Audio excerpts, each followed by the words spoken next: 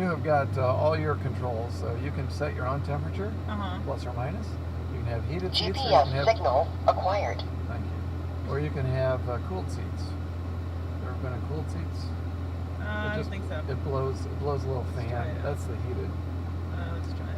Yeah. It just blows a little air through the perforations in the seat. It's kind of subtle. Yeah, it is. You'll start to feel it a little bit though.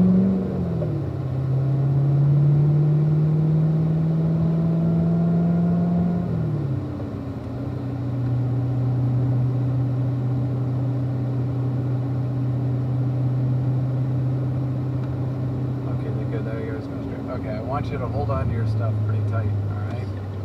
Because we're going to get on the freeway here for real, okay? So hold on to your water bottle, hold on to your phone. You ready? Yeah.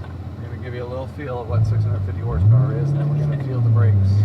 Here we go.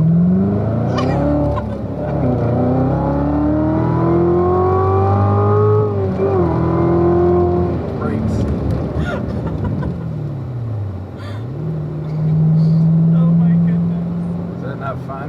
Yeah, it felt like a roller coaster. It is like a roller coaster.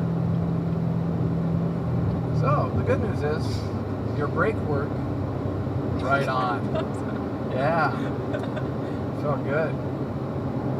Felt very solid.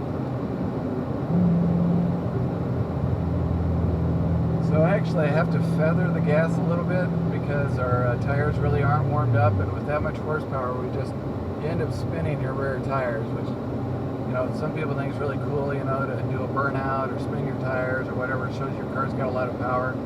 But in reality, if you're spinning your tires, you're not getting traction, and traction is what you want to be able to, you know, move you forward.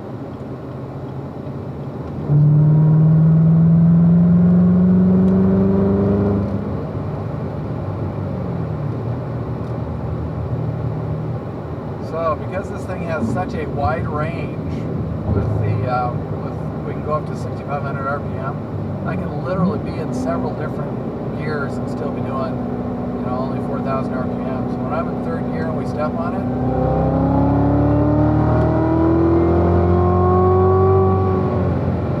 we can go from whatever we were doing, 50, 60 to 107 there, like pretty quick.